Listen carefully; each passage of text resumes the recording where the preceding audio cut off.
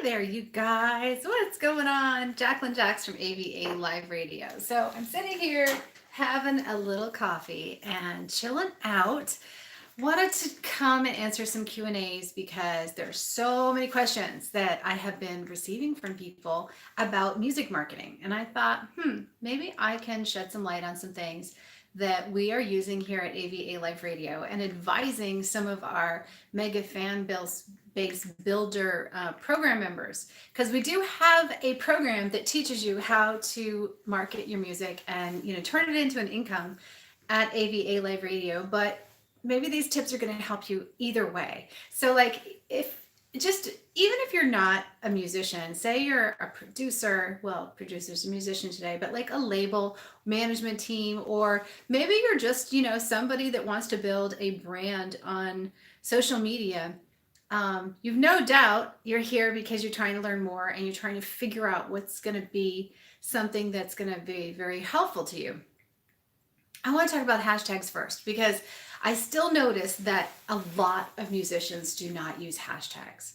And when I look at my Instagram posts, especially at Jacqueline Jax or another artist, that I'm helping out, if they have a lot of followers and a lot of engagement on Instagram, I notice that when they don't use hashtags, as long as their own followers are showing up for them, then that's great, right? They're fine.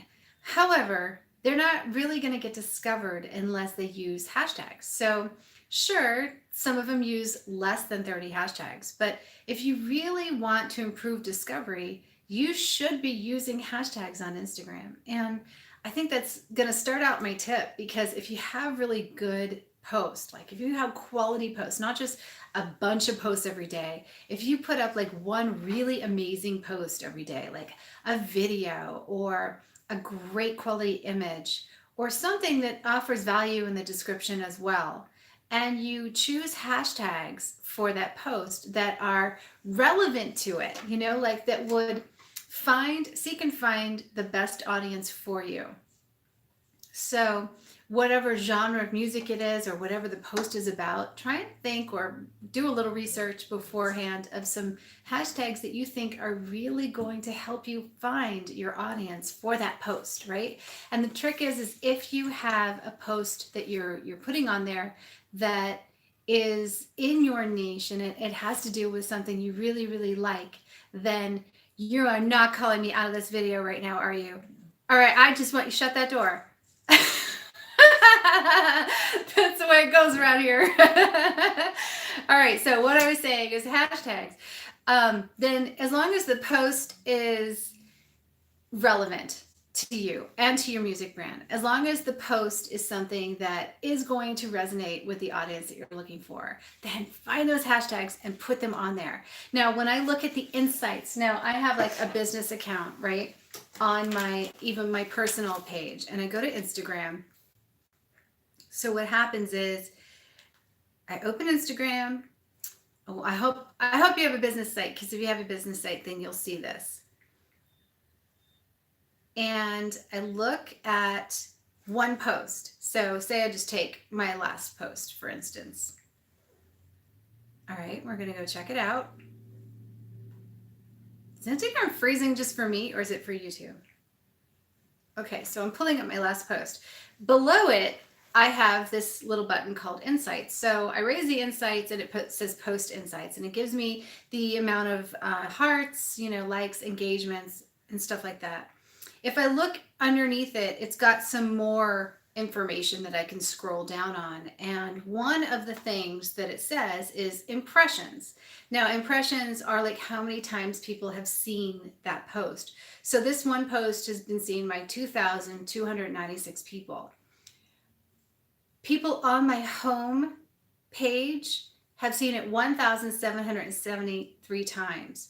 But the people who have seen it just from hashtags have been 420 people. Now, on average, my posts, when I do post something on this account, they get around 400 to 800 to even 1,500 people seeing them as a result of the hashtags that I used.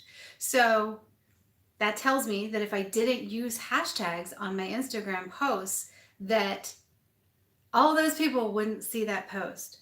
Now, of that, if the hashtags are highly relevant and the other posts on those hashtags are not better or more relevant, right? Then more people that see it will engage with it. And this is kind of the question from this point on. Like, if we're always asking, we're trying to figure out on Instagram, if you use the hashtag musician, does everybody that goes to the hashtag musician see the same thing? Or is it additionally tailoring that hashtag depending on what you last engaged with and what you might want to see? Is the algorithm that smart that is actually tailoring within those hashtags? We've often asked this question and nobody really has a solid answer to it. So keep that in mind. But at the end of the day, you still want to use the hashtags because that's how you're going to get seen. And based on this data here, it's showing that a location is going to bring me 1% of my audience. Sending people to this from other things, like if I share it into stories, is going to bring, about 10% of my audience. So when I share the post to a story, that's actually bringing people to that post. Or if I share the post, if I click and I get a link to the post, and then I go out there and share it on Twitter, that's bringing me 10% of my audience. But of the 2,296 impressions on this post, 420 were from hashtags. So that means that is actually helping me. So on this particular post, it also tells me this number: 25% of the people who saw it were not following me already. And I did see a bump in follows. Now it tells me how many people followed as a result of this post. And as a result of this post, I got 26 new followers. So you can see the insights are so completely helpful, right? But it just definitely proves the fact that those hashtags are really, really important, because without them, then you are not able to see the things, and get the kind of exposure that you deserve on your posts. So I'm going to pull up another one just for the hell of it and just see what happens. So this one, I got 34 new followers from it. 15% of the people that saw it were not following me, but yet my hashtags didn't work out as well. They were only 252 people from hashtags. But if you think about it, I got more follows. So like the 252 people that did see it, 34 of them or 30 something of them followed it. So like, even though the hashtags didn't bring me a lot of new traffic on this post, the hashtag still brought me more targeted traffic on the post, because that's a really good ratio. 252, you get almost 40 people that really loved the post so much that they followed. And the reach was less than the post before.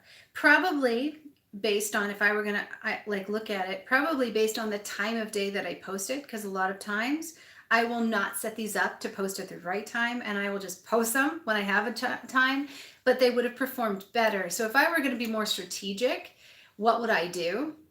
If I were going to be more strategic, I would pre-design my posts. I would set them up in like Hootsuite to auto launch at the right time of day. I would take a look at exactly what kind of content was resonating more with my audience, and I would do more of that. Which probably means music videos, because it seems like when I launch music videos, I get a whole lot more traction on my social media page. So definitely more music videos, even impromptu videos and stuff like that.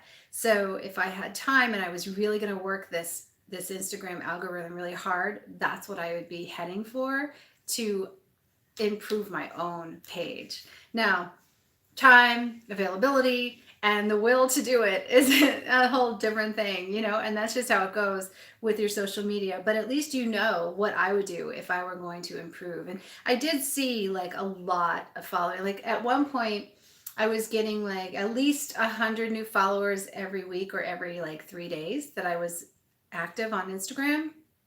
And that was probably the height of my build. And now it's just kind of like I lose some, I gain some because I'm not really doing as much as I could and taking advantage of Instagram. I did live stream today. If I did more of that and I started posting the videos again, I certainly would build. And it just shows that you can build a following really, really easily using the Instagram platform. Now on Facebook, let's just tap on that for a second and give you a tip there. On Facebook, you definitely want to have a group page and you want to just talk to people in groups. You want to get on strings and meet friends. And it's kind of like here on YouTube. If you want to build a community on YouTube, you have to exist in the comments. And even though you're posting videos, you have to spend a lot of time on the platform. Same with Instagram. The more time you spend on these platforms, the more you're going to get out of them and the more people will see you. You'll get engagement, you'll meet friends, and friends are the people who engage with your content.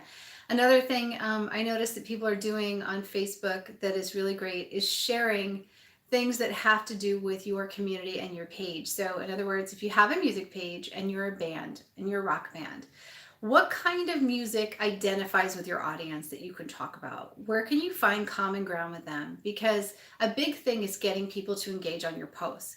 A lot of times we're tempted to use Facebook in a way that, like, we feel like using it. Like we really want to use it to just talk about us or just share our own stuff. However, the audience, it's kind of like a dead zone for them where they can only talk to you about your stuff for so long. And at some point, they want to know what makes you tick. So if you really want to find more engagement on Facebook, the best thing to do is actually go for the common ground topics. So, in other words, if you feel really strongly about something, share it on your Facebook page. Don't just share a link to your music, Like share something from another page. Like maybe there's a really inspiring video going around and it's really got a lot of traction. Share it to your page and tell people why you shared it. And then start a conversation in comments and start talking to people about that topic and why it resonated with you.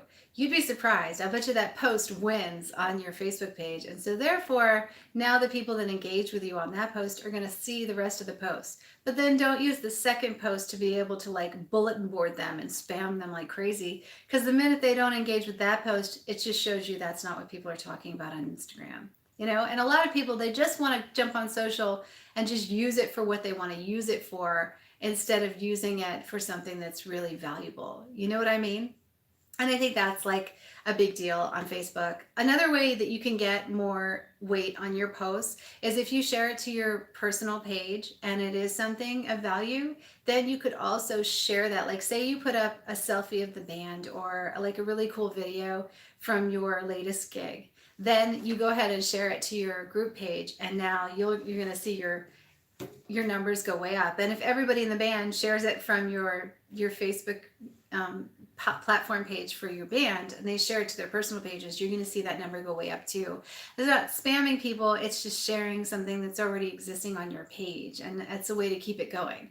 Another good thing is to go back to older videos and older content on Facebook and share them again onto your newsfeed. Just do it like maybe every day at 12 you pick something that previously got good traction and you reshare it on your page. And then maybe at 9 a.m. you do something that has to do with the morning. Like maybe you're going to share something from the night before, like an album of pictures from your gig, or you're going to share like a little wake up video, like, hey, what's up? This is what we're doing today. And this is where we're going to be if you want to come and hang out, Or like maybe you have a gig that night, you get on and live stream in the morning at like 9 a.m. every day and just kind of like update people and talk about stuff and say, I was just looking at Twitter and I just saw that Metallica canceled their tour. How do you feel about that? Because he's going to rehab. And I kind of like, that must be really serious, right? For them to cancel their tour because, like, think about it. You're on tour, things are going well, and then all of a sudden you're going to send one of the band members to rehab, refund everybody's money, and not go any further. That's big news. It's huge. I mean, in a way, that's awesome because that means they really, really care about the health and welfare of the people in their band. And it must mean a lot that he is willing to go to rehab. And at least they didn't put him on stage, let him hit the wall, embarrass himself, and maybe even, kill himself on tour. Big deal, right? Big conversation. And it's something that like resonates. So that would be something to live stream about in the morning, especially if maybe your band fans also share Metallica in common, which I know a lot of my fans do. I know you guys really love to talk about all the rock bands that we've grown up with all these years, you know? So you can see common ground is a big thing on Facebook, and that's really what resonates with the audience more than an advertising post. I'm not saying that, like, if you have a music video, then yeah, put it on Facebook and certainly talk about it on live streams in the mornings or at night or whenever you want to do it before it comes, and then people are going to want to watch it with you, and it's going to be like a premiere and something really cool. But you just don't want to use your Facebook page just for advertising. It's got to be like moment to moment, really good, not too many posts, just maybe 2 or 3 a day, as long as they're of value, you know what I mean, and not always leading off of Facebook. And then finally, my last piece of advice would be Twitter. Twitter is an amazing tool. The reason why is because you can create Twitter lists. And Twitter lists is pretty much everything I do there. So I go to Twitter, and what I do is I look at my industry list for affiliates that I do business with or people that I want to stay in contact with. I go check out their tweets. I go to their page. I send them stuff. I tag them up in things. I mean, it's just all run through that. And that's how I keep all this activity flowing. At this point, I definitely, if I work Twitter every single morning, and I usually do Twitter from like 8 or 9 a.m., maybe even earlier until noon. And then after that, I just kind of like go to the other platforms. But Twitter is definitely where I still keep in touch with all of the artists that I've worked with, the management teams, the labels, the other music blogs, the other radio shows. And I try to like get information and music in front of them that way. And it really still works out so well. It's kind of like Twitter's my little text message to the world, where I can send out blasts and, you know, talk to people and get things in front of people that I think that they would like and that might resonate with them. I also ask questions on Twitter, and I get a lot of really great answers, which prompted this video. So if you don't mind, please, if you're still here, share this video with your friend and tag me up at Jacqueline Jax and also AVA Live Radio. Tell me in the comments section below if you used any of these and they worked, they didn't work. Maybe I can give you some insights into how to make them work, just in case you're doing something wrong. And I would also really love to see your pages, so don't forget to tag yourself. I mean, free advertising below, definitely use it. Show me your videos, show me your YouTube channel, your Twitter page, your Instagram page, your Facebook page, whatever it is. I'll definitely go and check it out. And so I would have to think everybody else will too, especially if you're engaged in the comments. This is Jacqueline Jax for AVA Live Radio. I hope this live video worked out, because I'm doing it live and I just talked for 17 minutes. So hopefully there's still audio. Bye guys. See you later. If I could ever shut it off. Okay, does anybody know how to shut this off? That's hysterical. I don't know how to shut it off. There it is.